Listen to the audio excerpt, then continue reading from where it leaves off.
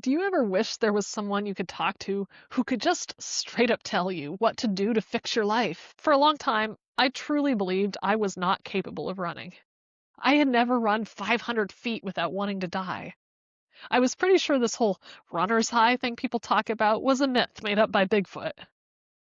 And then a friend took me to a fitness class where the instructor would tell us how fast to run and when to stop. Within a few months, I was running 5 miles a day. Bigfoot was real after all. It turned out I just needed help getting through that first mile. Last time in Luke, we heard John the prophet asking us to make an honest assessment about what we're putting out in the world, the best and the worst of it. If you're like me, you probably find this a painful exercise. None of us are totally who we want to be. Some things about us are so entrenched they feel impossible to change. The sheer number of things that need to be addressed can feel overwhelming. This is why I totally get the people who come to John and are like, it's all just so much. I feel like you're asking me to run a marathon when I can barely get to the fridge without breaking a sweat.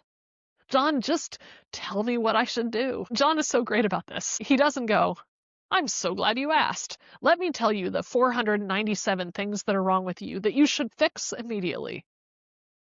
John says, okay, let's start with one thing. The first mile, the lowest hanging fruit. Let's identify one thing that you can work on. And John says, what's the one thing you know is a problem, that you know is hurting you or your neighbor? If you're cheating someone, today would be a good day to stop. I imagine he'd say the same thing if you're cheating on someone. If you're a Roman soldier, maybe one day Jesus will help you work through whether working for a company that crucifies people is the best career for you. But for now, let's just start by not abusing the people you pass on patrol today. The story Luke is telling isn't about moral prodigies and saints. It's about soldiers and accountants and fishermen. It's about normal people just living their lives when they experience something that changes them. Sometimes quickly and dramatically, and sometimes slowly and subtly. But every person's journey toward change begins with a first step outside the old ruts. John isn't asking people to fly. He's asking them to find their own first step, and then the next step after. I do find it interesting that the first thing John suggests to the crowds as obvious low-hanging fruit is, if you have 2 shirts, share one with those who have none. I had a roommate once who only owned 5 shirts and 5 pairs of pants because she wanted to keep her life simple. I'll be honest, I found that odd.